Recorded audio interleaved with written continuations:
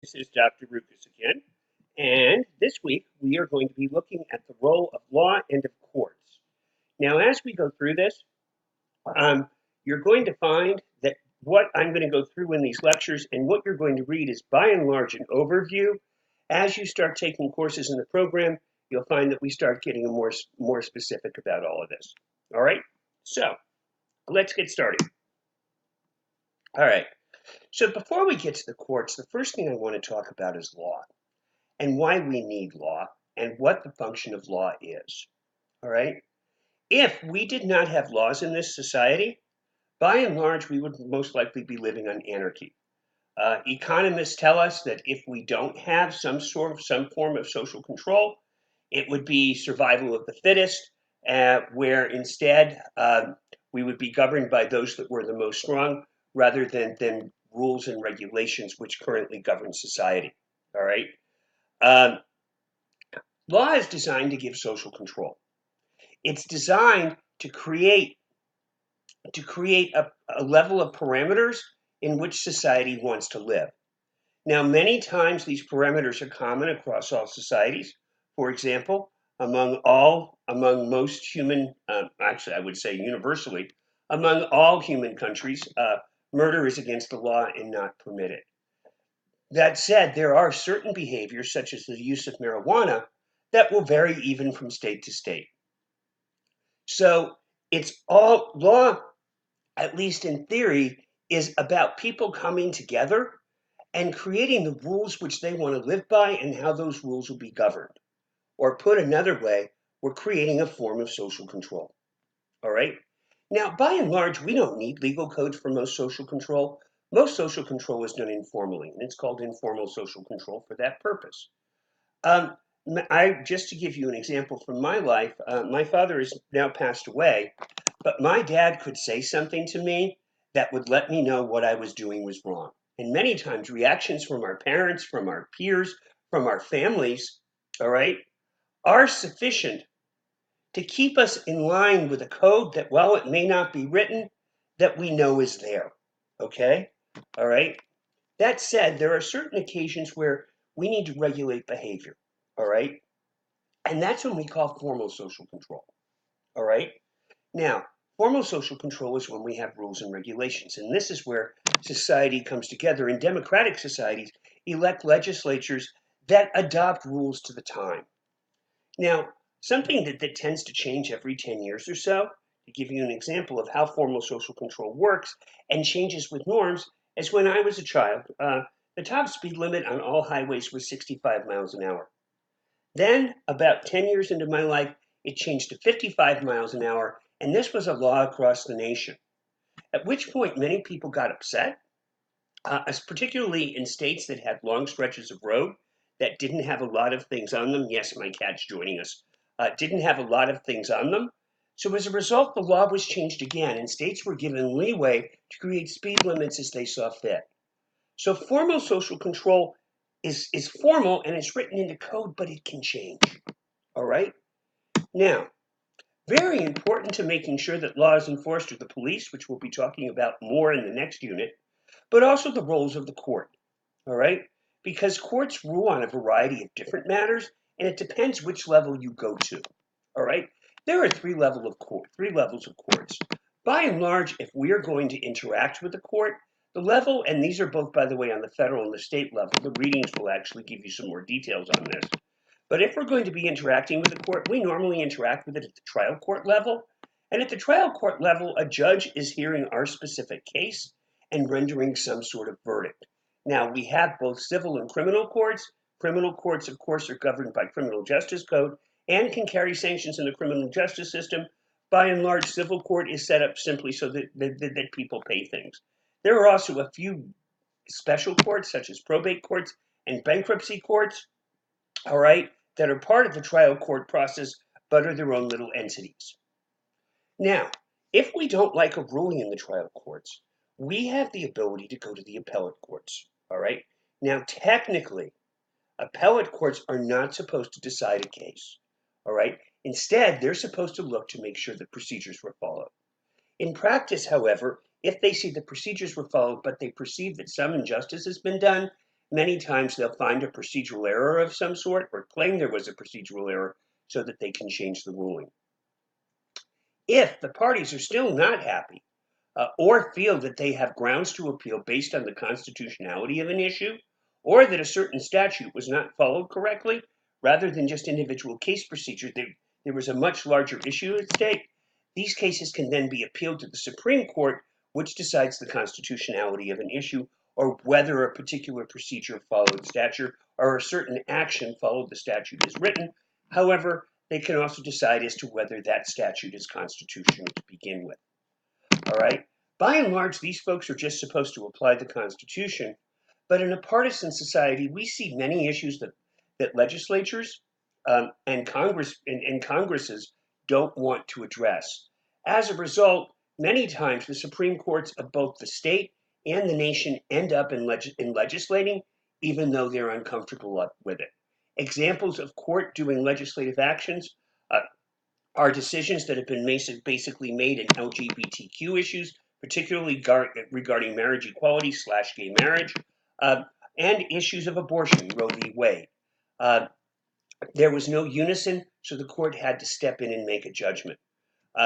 Mind you, in most cases, when they write these rulings, they will say that they wish that the particular Congress or legislator had legislated this issue, and they say that they're uncomfortable with it, but it doesn't change the fact that they end up doing it. All right. Now, by and large, I'm going to look at criminal courts. Civil courts are set up somewhat differently, but I want to let you know most of the actors that you're going to see in a courthouse. All right. First and foremost is the judge. This person is hard to miss. He's the guy or the girl in the blue robe. Straightforward and very simple. By the way, this setup is not the Craighead County Courthouse, but it does look very similar to that for those of you that are living in or around Craighead County, Arkansas. The second actor is the prosecution. And in a criminal case, the prosecution is the person that's bringing charges. All right? The prosecution needs to be balanced by a defense. There are two types of defenders. One is a public defender, which is provided to people who choose to use a public service. In the state of Arkansas, in order to be assigned a public defender, you have to sign a form claiming that you're indigent, and then on top of that, you then need to pay a $75 indigent fee to prove that you're indigent. I have issues with that. If someone's indigent, why would they have to pay $75 to prove it? But alas. Or if you don't want to use a public defender, you can either defend yourself, which is done very rarely, or you're able to get a private attorney. Now, we're going to talk about the differences in this somewhat going forward, but just private attorneys are very expensive, but they can alter the outcome of a case. Also is a bailiff. The bailiff will announce the arrival and departure of the judge, and the role of the bailiff is to keep order in the courtroom. By and large, just having an armed bailiff in a courtroom is normally enough to make sure that all actors follow proper procedures, but there are times when people can get out of line and bailiffs need to put people under control. Also, in the state of Arkansas, because many sentences involve probation and parole, many courthouses will either have probation and parole officers located either at the back of the courtroom or at an exit of the courtroom so that people can fill out forms to get their appropriate parole and probation started before they leave the courthouse, which I would say is something that's incredibly efficient. Now, something I want to talk about is the role of attorneys, all right, and how an attorney can alter the outcome of a case. The Constitution grants everyone right to counsel if they're charged with a crime that can deprive them of their liberty, or for that matter, everyone has a right to counsel at any point they are charged with an act that violates the criminal code. Now, that said, all counsels are not created equal. If someone is using a public defender, one criticism that we've seen a great deal is that public defender caseloads are normally 3 to 4 times the caseload of the prosecutor, so that the public defender, and there have actually been instances where they're 10 times the caseload of the prosecutor, and the public defenders are less funded. So the prosecutor's office, attorneys in the prosecution office, many times are getting paid more and have lighter caseloads. As a result, public defenders are not always able to examine cases and give clients the time that would be required to create, well, I won't call it an adequate defense, but at least a completely thorough defense that looks at all the evidence to find out if the charges are valid. That said, private lawyers do. It's interesting how when someone is paid $150 an hour or more in the state of Arkansas, how they can find the time to go through every nook and cranny of a case to make sure that every procedure was properly followed. Many times, cases can be thrown out of court because of procedural issues that were handling the case. Perhaps a search wasn't legal. Perhaps a test wasn't done right. The public defender's office, and many times, doesn't have time to go through the evidence like that. However, because private lawyers either charge, well, public defenders, again, are free with the exception of the $75 indigent fee, but because private lawyers charge much more money, they're able to give a case much more attention. Now, many have said the fact that somebody can hire a private lawyer and give a case better attention, and many times that attention may or may not result in a better outcome, but at least it results in a more thorough looking at the case, as whether there's fairness in the justice system and whether there is a bias in the system to individuals that have resources. Now, why are these resources important? Because the role that plea bargains play. All right. Now, in theory, everybody has the right to have their case go to a jury. That said, juries are used very rarely. Now, if you watch Law and Order or you watch Bull, you'll see all of these cases that inevitably end up in front of a jury. That is a rarity. By and large, most people take a plea.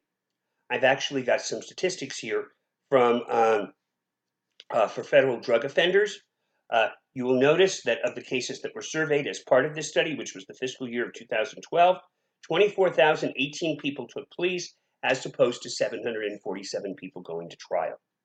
Now, why is it that people are often more willing to take pleas? First of all, there is what is known very frequently as a jury penalty, and this chart shows that explicitly. People that took plea bargains for a federal drug offense, the average time in a federal prison was 5 years and 4 months, as opposed to individuals who went in front of a jury, they had an average sentence of 6 years. That's 10 years is a heck of a lot of incentive to forego a jury trial and take a plea bargain. On top of this, in many instances, the defendant will not be able to afford bail, so that this decision is made while they're waiting in a jail cell or waiting for trial to come. And because jury trials take much longer, the person runs the risk of spending, will need to spend substantially more time incarcerated waiting for trial to occur. As a result, plea bargains are essential for the system to move and operate as efficiently as it does. However, many people claim that because of this huge difference in the case of a verdict, that many times people that are innocent but don't feel they have an adequate defense will instead take a plea bargain because juries aren't perfect, rather than risk, in this case, for the average sentence, a 10-year differential. All right? So there's a big incentive in there. There is a big incentive to take a plea bargain because using a jury comes with the risk of both losing the case, and if you lose the case, you run the risk of a larger sentence.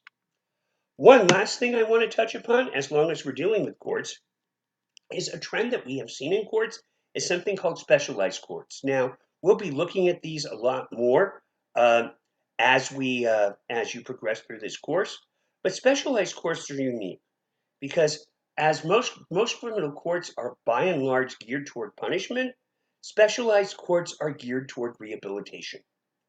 Often they target groups where punitive justice is ineffective. For example, some examples of specialized courts. One very popular in the state of Arkansas is drug courts, where individuals that have drug problems are instead sent to a drug court where they receive instructions and are ordered by a judge into treatment as opposed to serving a sentence. There's also a new trend in veterans courts for veterans that have been convicted of criminal justice offenses. The reasoning behind this is veterans that have served our country honorably in the uniform, in the heat of battle, deserve special treatment that takes into account special needs, particularly the needs of PTSD, which are often the result of time spent on a battlefield. Finally, another trend, although we're not seeing this as much in Arkansas, are homeless courts. By and large, the way that these courts work is they're designed to create a therapeutic environment where instead of the prosecutor and the defense being antagonistic to each other, all right, and being on opposite sides, prosecutor and the defense work together with the judge to create a system where the goal is to come up with a program that rehabilitates the inmate, okay, and gets the inmate to a point where whatever problem got them into that court no longer exists. Now, because it is a court, it uses a system of both incentives. Many times there will be parties, celebrations, or even gift cards to people that have met certain milestones. For example, someone that has not that has done drug testing for 6 months and shows clean, the court will have a party and celebrate and work with that individual. However, there are sanctions as well. Now, particularly with issues like where drugs are involved, many times they view an occasional relapse as part of the cure, so these sanctions are graduated. So it may involve, instead of coming to court once a week, you may need to go to court once a day. If that still doesn't work, it may require a day or two in jail, and that will go forward and forward and forward. One other major incentive for participating in specialized courts is many times a condition of completing this, one of the conditions agreed to by the prosecution for completing a specialized court is that individuals have the record of their conviction and their arrest expunged, which makes them much more employable post work. With that, thank you very much for listening and have a great week. Take care.